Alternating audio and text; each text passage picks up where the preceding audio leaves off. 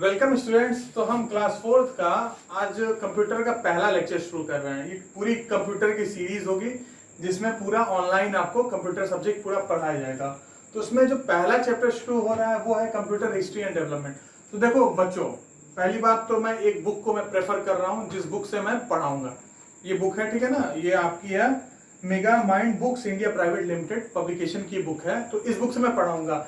देखो बच्चों, almost syllabus सभी बुक का सेम रहता है, सब बुक में ही सेम ही रहता है।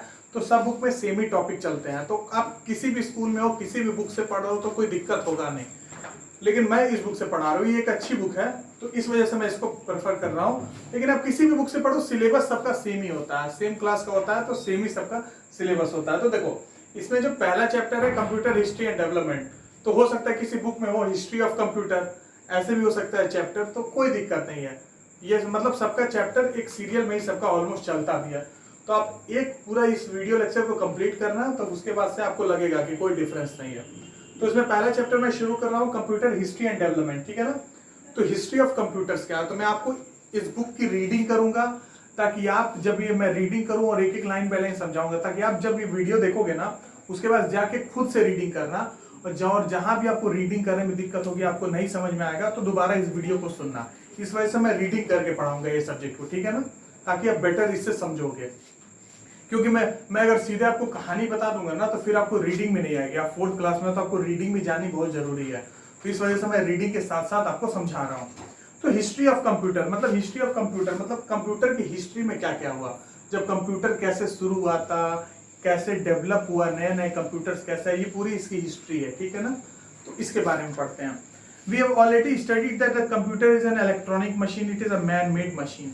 हमने इससे पहले पढ़ा है कि कंप्यूटर एक इलेक्ट्रॉनिक मशीन है। इलेक्ट्रॉनिक मशीन मतलब जो इलेक्ट्रिसिटी पे चलता है वो इलेक्ट्रॉनिक मशीन। अभी सिर्फ आप इतना ही जानो, तो जो इलेक्ट्रिसिटी पे चलता है वो इलेक्ट्रॉनिक मशीन होता है। और ये एक मैन मेड मशीन है, इंसानी बनाए कंप्यूटर को, तो मैन मेड हुआ ना। The word computer comes from the word compute which means to calculate. देखो शुरुआत में कंप्यूटर का देखो बेसिकली मतलब क्या होता है, कंप्यूटर कहाँ से आया शब्द, तो कंप्यूटर वर्ड आया कंप्यूट वर्ड से। कंप्यूट का मतलब होता है टू कैलकुलेट, कुछ कैलकुलेट करना, कैलकुलेशन करना, वहां से ये आया था। A computer processes data converting it to information that is useful to the computer. Computer क्या करता है, डाटा को प्रोसेस करता है। मतलब डाटा, कोई भी डाटा आप कंप्यूटर में देते हो उस पर वो काम करेगा और कुछ आपको यूजफुल इंफॉर्मेशन देगा। जैसे आप कंप्यूटर को कभी कभार देते हो कि 2 नंबर देते हो, बोलते हो इसको जोड़ के दिखाओ, तो वो आपको रिजल्ट देता है सम करके, ठीक है ना। तो ये एक यूजफुल डाटा ही हुआ आपका। Early man use stones and small sticks for counting and calculation. देखो पुराने जमाने में जो लोग कैसे काउंटिंग कैसे करते थे, काउंटिंग कैसे करते थे, या तो स्टिक्स पे करते थे, स्टोन्स पे काउंटिंग करते थे, स्टोन्स रख रख के, या फिर उंगलियों पे काउंटिंग करते थे, ठीक है ना। But as the time passed, several machines were developed for the purpose of calculation and finally the computer was invented.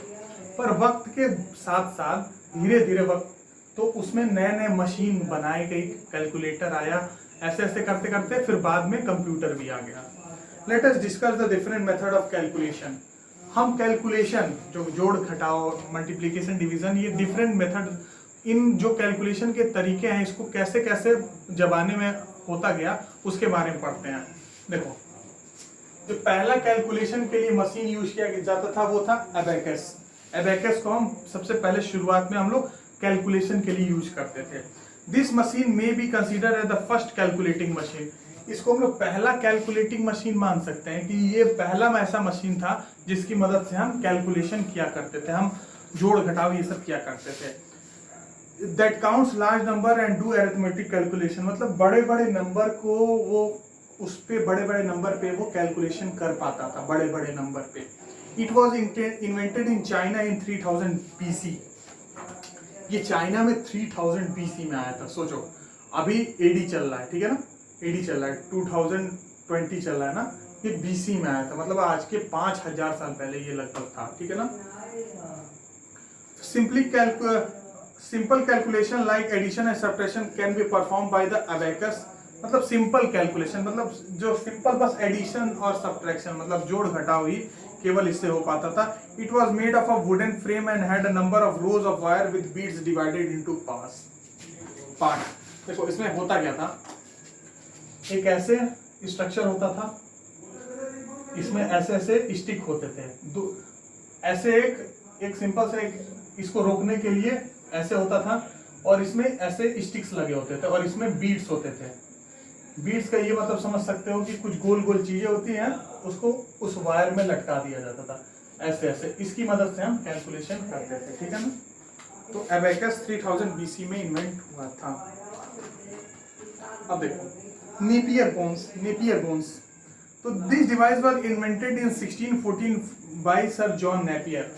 Second जो है नेपियर बोन्स। तो नेपियर बोन्स जॉन नेपियर एक साइंटिस्ट थे, जिनके द्वारा 1614 अभी 2020 चल रहा है, 1614 में इन्वेंट हुआ। It was made with set of rods. Napier bones was used for multiplication division operation.